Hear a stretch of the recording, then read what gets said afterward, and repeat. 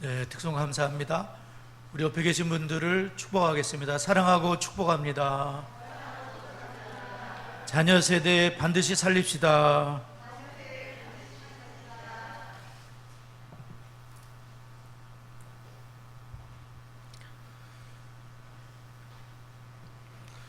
네, 오늘 2022년도 맥주 감사주의를 맞았습니다. 코로나가 한창일 때 저희들이 많이 걱정을 하고 답답하고 불안하고 힘든 시간들이었지만, 그래도 요즘에는 실외에서 마스크를 벗을 수 있고 또 이렇게 많이 완화가 돼서 함께 이렇게 편안하게 될 수 있는 것이, 또 좀 더 자유롭게 지낼 수 있다는 것이 감사하고, 저는 새벽 기도를 마치고 환구지천을 걷는데 이렇게 편안하게 또 마스크를 벗고 이렇게 지내고 있는데요, 이러한 편안함, 어려움 속에서도 편안함을 안겨주신 하나님께 감사를 드립니다. 오늘 여호수아 24장의 말씀을 함께 나누면서 감사와 결단이라는 제목으로 말씀을 전하고자 합니다. 첫째로는 저희들이 감사를 표현하라는 말씀입니다. 14절을 한 번 더 읽어보도록 하겠습니다. 14절 시작. 그러므로 이제는 여호와를 경외하며 온전함과 진실함으로 그를 섬기라. 너의 조상들이 강 저쪽과 애굽에서 섬기던 신들을 치워버리고 여호와만 섬기라. 여호수아는 이스라엘의 지도자들, 또 이스라엘 백성들을 한데 모아놓고, 이분이 세상을 떠나기 직전 110살 가까이 되신 지도자로서 이제 세겜에서 하나님의 말씀을 이제 전하고 있는데요, 여호수아는 지난 아브라함으로부터 시작된 그러한 이스라엘의 역사를 전부 이렇게 굵직굵직한 사건을 중심으로 이렇게 되돌아보고 있습니다. 아브라함은 BC 2091년, 창세기 12장이 BC 2091년경이고요, 여호수아 24장은 BC 1390년 정도 되었을 때입니다. 계산해 보면 700여 년에 가까운 역사를 개관을 하면서 하나님께서 이스라엘의 역사에 어떻게 인도하셨는지, 특별히 하나님은 그들을 구원해 주신, 어려움이 있을 때마다, 또 아브라함 같은 경우는 우상을 섬기는 사람이었는데 그를 하나님이 택하시고 민족을 이루기 위해서 너로 큰 민족을 이루게 하겠다, 하나님이 불신자 한 명을 택하셔서 하나님을 믿게 하시고 하나님께 순종하고 가나안 땅을 행하면서 그의 후손이 이 땅을 차지하라 말씀하신 대로 지금 이스라엘 백성들이 가나안 땅에 살고 있는 겁니다. 하나님께서 지난 700년 동안 역사의 주관자가 되셔서 굵직굵직한 사건들에 인도를 하셨는데, 그러므로 여러분, 역사는 우연이 아니라는 거예요. 세상 사람들은 우연이라 생각할지 모르지만 하나님의 백성들은 하나님의 역사, 그분의 역사, 예수 그리스도의 역사라고 우리는 믿어야 되는 것이죠. 그래서 역사의 기간 내에 하나님이 언제나 함께 하신 것을 볼 수가 있습니다. 그러므로 저와 여러분의 삶을 돌아볼 때에도 우연으로 볼 것인가, 하나님의 행하심으로 볼 것인가, 이것이 중요한 것입니다. 특별히 아브라함을 불러주시고 또 아브라함에게 이삭을 주셨는데, 아들을 몇 살에 낳았죠? 100살에 아들을 낳았어요. 아들을 못 낳을 줄 알고 이스마엘을 미리 낳았고 막 그런 일도 있었지만, 하나님은 이삭을 100세에 낳도록, 사라가 90세에 경수가 다 끊어진 상황에서 죽은 나무와 같은 사람이에요. 그러나 하나님께 능치 못할 일이 있겠느냐, 내년 이맘때 아기를 낳게 될 거다. 진짜 임신이 되는 거예요. 기적이 막 일어나는 거예요. 그래서 이삭을 낳게 되고, 이삭은 쌍둥이를 낳았습니다. 야곱과 에서를 낳게 됐는데, 야곱과 그의 후손은 요셉으로 말미암아 이집트로 내려가게 됐습니다. 70명의 가족이 이집트에 내려가는 것이죠. 그런데 이집트에서 이스라엘 백성들이 430년 만에 출애굽을 하게 됩니다. 그때 하나님께서는 모세와 아론을 보내시고 10가지의 재앙을 내리셔서 도저히 불가능한 출애굽이죠. 100만 명, 200만 명이 동시에 출애굽하는 기적을 일으키시고, 출애굽을 하자마자 홍해를 만나게 되었습니다. 홍해를 만났을 때에 우리가 알듯이 하나님이 홍해를 갈라지게 하셨습니다. 뜨거운 동풍을 밤새도록 불게 하시더니 물이 이렇게 점차 올라가더니 바닥이 드러나고 질퍽했던 땅이 뜨거운 바람으로 말미암아 꾸덕꾸덕해졌습니다. 거기를 200망이 지내는 동안 하나님이 양쪽의 물을 붙잡고 계셨습니다. 그리고 적군은 쳐들어오지 못하도록 불기둥으로 막으셨습니다. 하나님께서 그들을 구원해내시고 애국 군대가 쳐들어왔을 때는 물을 놔버리셨습니다. 꽉 닥치면서 애국 군대가 모두 수장이 되고 이스라엘은 구원을 받았는데 간 곳이 광야입니다.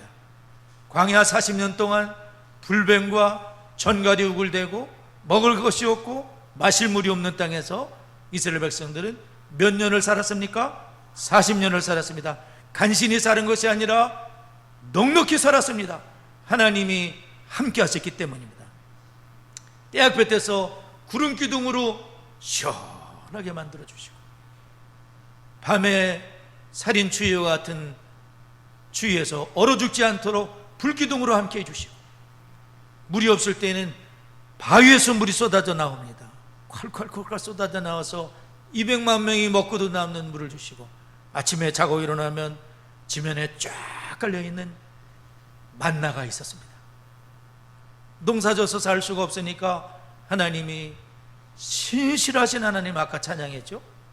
하나님이 신실하셔가지고 때마다 하루도 빠짐없이 안식일 날은 안식일 전날 2배를 내려주시는 거예요. 그리고 안식일 날에는 그거를 전날 거둔 걸 먹도록 하나님이 40년 동안 발이 부르트지 않고 옷이 헤어지지 않도록 하나님이 이끌어 주시고 보호해 주시고 돌봐 주셨다. 그리고 요단을 건널 수 있게 하시고 가나안에 정복을 했는데 31명의 왕들이 여호수아의 칼날 앞에 무릎 꿇으신 사실을 우리는 알고 있습니다. 그러면서 여호수아는 아브라함부터 시작된 700년의 역사를 보면서 하나님이 하셨다고 하는 내가 했다 18번을 13절 동안 18번을 말씀하고 있는 것입니다. 하나님이 하셨다. 지나온 모든 것은 하나님의 은혜였고, 은혜의 토위에 우리가 서 있고 앞으로 살아갈 모든 날들, 천국 가는 그날까지 우리는 하나님의 은혜로, 하나님의 돌보심으로, 하나님의 이끄심으로 모든 어려움을 극복할 것이며, 잘 될 때에는 주님을 찬양하고 영광 돌리게 될 줄 믿으시기 바랍니다. 저는 이 말씀을 보면서 여호수아는 하나님께 감사하고 있다고 생각합니다. 하나님, 지나온 모든 삶 속에 은혜가 아니었다면 우리가 이 민족이 어떻게 살 수 있었을까요? 살 수 없었을 것입니다. 어떤 것도 이루어질 수 없었을 거예요. 하나님이 아니셨다면. 하나님의 은혜로 건짐을 받았고 보호를 받았고 인도를 받았고 거할성을 찾지 못하였으나 하나님이 마침내 여기서 살아라 하고 가나안 땅에 지지도 아니한 집을 주시고 농사짓지 않은 열매들 주시고 하나님이 은혜 베푸신 곳에서 살게 되었다는 거예요. 그러므로 우리는 하나님의 은혜를 감사하면서 하나님의 은혜를 기억하면서 살아야 되는 거예요. 누가복음 8장 1절에서 3절에 보면 여자분들이 나옵니다. 제가 그 성경을 읽어드릴게요. 그 후에 예수께서 각 성과 마을에 두루 다니시며 하나님의 나라를 선포하시며 그 복음을 전하실 때 12제자가 함께하였고, 또한 악귀를 쫓아내신과 병고침을 받은 어떤 여자들 곧 7 귀신이 나간 자 막달라인이라는 마리아와 헤롯의 청지기 구사의 아내 요한나와 수산나와 다른 여러 여자가 함께하여 자기들의 소유로 그들을 섬기더라. 누가복음 8장에 보면 예수님이 복음을 전하실 때 항상 예수님의 일행을 섬겨줬던, 자기들이 돈을 내가지고 음식을 준비하고 그분들을 돌봐드렸던 그러한 여인들이 나오는데, 그 주축이 누구냐면 막달라 마리아라는 7 귀신이 들렸던 여자분입니다. 귀신이 들려서 미친 여자가 됐었는데 예수님을 만나고 귀신이 떠나고 악귀가 떠나고 예수를 믿고 구원받아 하나님의 사랑받는 딸이 된 거예요. 정신이 온전해지고, 이 막달라 마리아가 내가 이제부터는 주님께 감사하며 주님을 섬겨드려야 되겠다 하면서 자기 돈을 내가지고 요한나 수산나 여자분들을 모아가지고 함께 예수님을 섬기는 감사하는 삶을 사게 된 줄 믿습니다. 나중에 이 막달라 마리아는 부활의 첫 번째 증인이 되는 거예요. 부활하신 주님이 제일 먼저 만난 사람이 막달라 마리아를 만나게 된 거죠. 이처럼 하나님의 은혜에 감사하는 삶을 우리가 이 땅에서도 살아야 되겠습니다.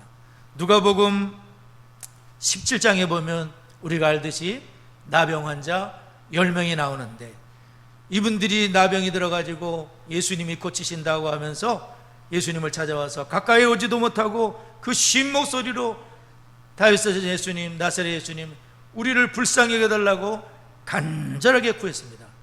예수님이 그들을 보시고 불쌍히 여기시면서 제사장한테 가서 너희 몸을 보여라 이렇게 말씀했습니다. 이분들은 믿음이 생겼어요. 가봅시다. 가다가 깨끗함을 받았습니다. 기적이 일어났습니다. 너무 감사하고 좋았지만 하나님께 감사한 사람은 딱 1명밖에 없었습니다. 9명은 다 좋아가지고 집으로 간 것 같아요. 그러나 이 한 사람은 이 모든 것이 예수님의 은혜지, 예수님 감사합니다 하면서 돌아가지고 꿇어 엎드려 주님 감사합니다 하면서 영광을 돌린 사람은 1명밖에 없었어요. 그러니까 감사하는 삶을 사는 것은 쉽지 않다는 겁니다. 여호수아처럼 700년의 역사, 하나님의 은혜를 기억하면서 감사했던 것처럼 우리 모든 성도님들도 감사하는 삶을 꼭 살아가시길 주의 이름으로 축원합니다. 두 번째로는 감사로 결단을 하는 것이죠. 15절 다 같이 읽어보도록 하겠습니다. 15절 시작. 만일 여호와를 섬기는 것이 너에게 좋지 않게 보이거든 너희 조상들이 강 저쪽에서 섬기던 신들이든지 또는 너희가 거주하는 땅에 있는 아모리 족속의 신들이든지 너희 섬길 자를 오늘 택하라. 오직 나와 내 집은 여호와를 섬기겠노라 하니, 여호수아가 오늘 섬길 자를 택해야 되겠다. 하나님을 섬기든지 하나님 섬기는 게 좋지 않게 보이든 우상을 섬기든지 섬길 자를 택하다. 지금 여호수아는 110살이 되신 할아버지예요. 우리 이정심 집사님 여기 계시지만 아직 100살은 안 되셨어요. 저희 어머니도 계시지만 100살은 아직 안 되셨는데, 여호수아는 지금 100여 살 된 할아버지세요. 근데 이분이 매우 늙은 분입니다. 근데 마지막 혼신의 힘을 다해가지고 지금 이스라엘 백성들에게 오직 하나님만 섬기기로 결단하라고 촉구하고 있는 겁니다. 참 감사하게도 이 여호수아의 유언과 같은 말을 들었을 때에 이스라엘 백성들은 결단을 했습니다. 우리는 오직 하나님만을 섬기겠습니다. 31절에 보면 그렇게 이제 결단을 했습니다. 그렇게 했을 때에 이스라엘 백성들이 여호수아 24장 31절에 보면 이런 말씀이 있습니다. 이스라엘의 여호수아가 사는 날 동안과 여호수아 뒤에 생존한 장로들 곧 여호와께서 이스라엘을 위해서 행하신 모든 일을 아는 자들이 사는 날 동안 여호와를 섬겼더라. 지금 여호수아와 장로님들, 하나님이 행하신 일들을 아는 분들이 사는 동안은 하나님을 섬겼지만 사사기 성경에 보면 다음 세대가 일어나면서 하나님을 섬기지 않고 우상을 섬기는 참 슬프고 불행한 일이 생긴 것을 볼 수가 있습니다. 그러므로 우리는 이 여호수아의 이 말씀을 기억하면서 오직 나와 내 집은 여호와만을 섬기겠다. 여호수아는 100년 이상을 말씀으로 사신 분이잖아요. 여호수아 1장 8절에 보면 하나님이 뭐라 그러셨냐면 이 율법책을 내 입에서 떠나지 말게 하며 주야로 그것을 묵상하여 그 가운데 기록한 대로 잘 지켜 행하라. 그러면 내 길이 평탄하게 될 것이다. 내가 형통할 거야. 전쟁을 앞두고 있는, 가나안 정복을 앞두고 있는 장군에게 하나님이 하시는 말씀은 말씀을 붙잡으면 승리하는 거야. 전쟁을 잘할 방법을 가르쳐 주신 것이 아니라, 군대를 가르쳐 주신 것이 아니라 하나님과의 관계, 말씀을 붙잡아야 된다. 말씀을 주야로 묵상하고 말씀을 가슴에 새기고 그를 자녀에게 부르짖으니 가르쳐 줘야 된다. 신명기 6장의 말씀을 반복하고 계시는 거예요. 그러면 전쟁은 이기게 해줄게. 성경에 보면 브리가스 족속, 아모리 족속, 무슨 족속 다 나오잖아요. 7 족속. 그들을 여호와께서 그들의 손에 붙이셨다고 말씀하는 거예요. 하나님께 모든 게 달려있는 거예요. 하나님이 붙이면 그들은 지는 거예요. 하나님이 안 붙이면 내가 아무리 노력해도 안 되는 겁니다. 그러므로 중요한 건 뭐냐면은 하나님만을 섬기는 것이 너무나 중요하다는 거예요.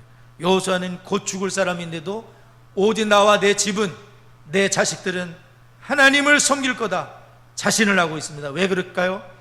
이미 지난번에 말씀드렸던 모든 게 집안의 문화로 자리 잡았어요. 애들은 이미 습관이 다 돼 있는 거야. 내가 죽더라도 내 아들은 나처럼 똑같이 할 거야. 아침 저녁으로 말씀을 묵상할 거야. 신명기 6장을 암송하면서 일어날 거야. 그리고 신명기 6장을 암송하면서 잠이 들 거야. 내 자식들은 말씀의 사람이 될 걸 믿기 때문에 여호수아는 오직 나와 내 집은 여호와를 섬기겠다고 말씀한 줄 믿습니다. 어느 목사님이 그랬어요. 광야에서 이스라엘 백성들 텐트 치고 지냈잖아요.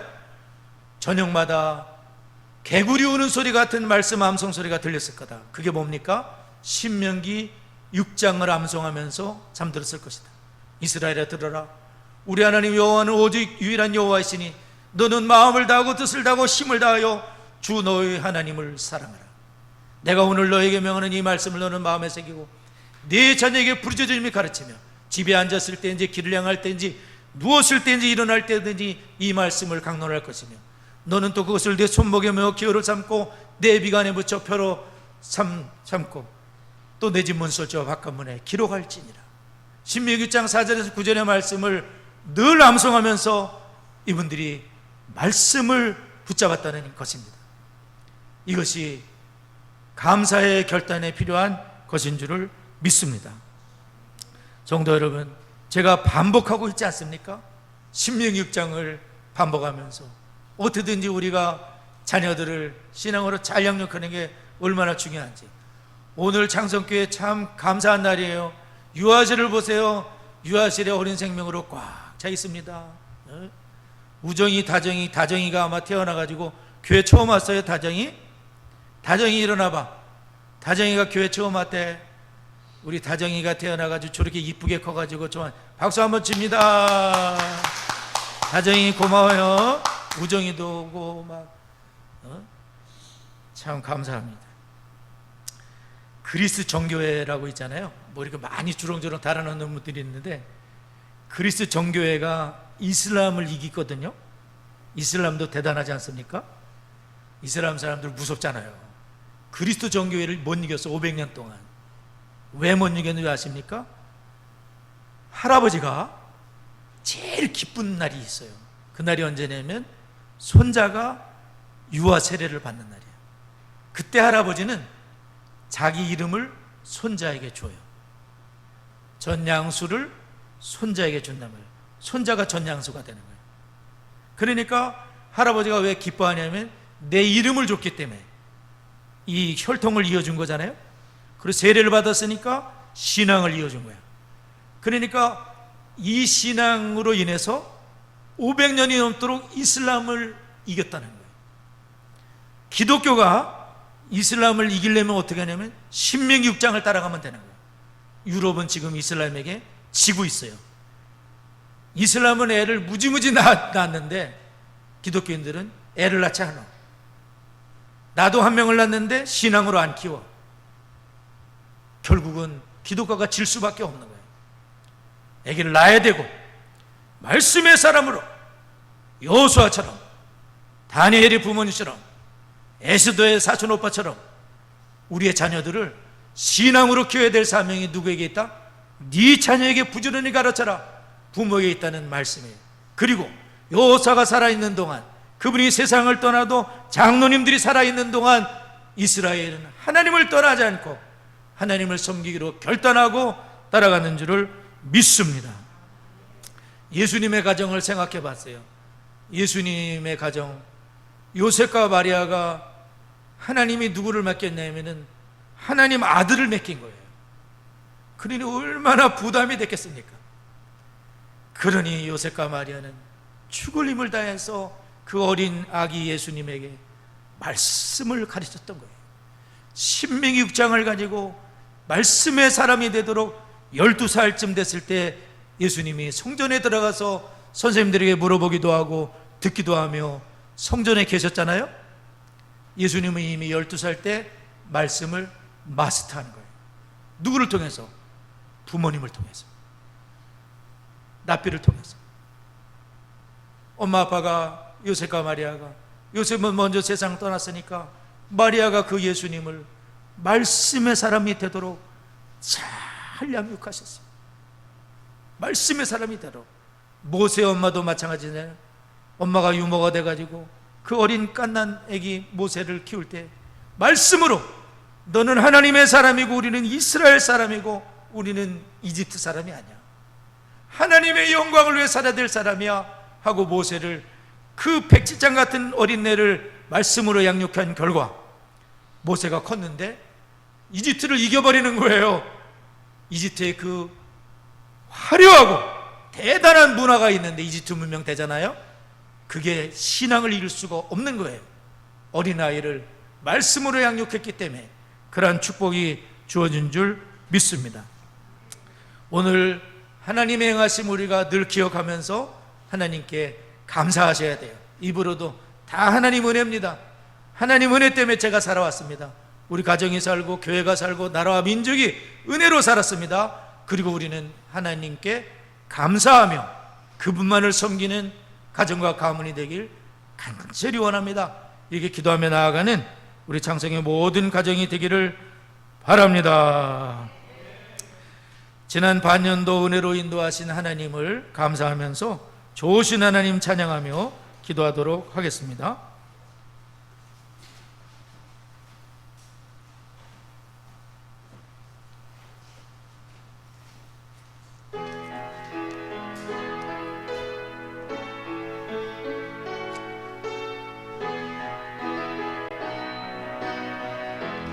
좋으신 하나님, 좋으신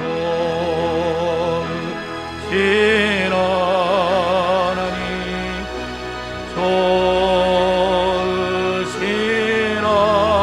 하나님, 참 좋으신 나의 하나님,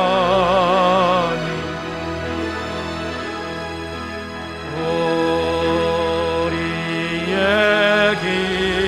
기도를 응답해 주시네. 참 좋으신 나의 하나님,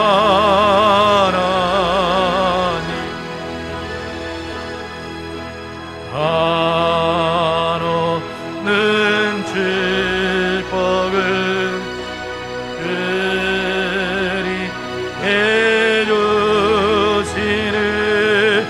참 좋으신 나의 하나님.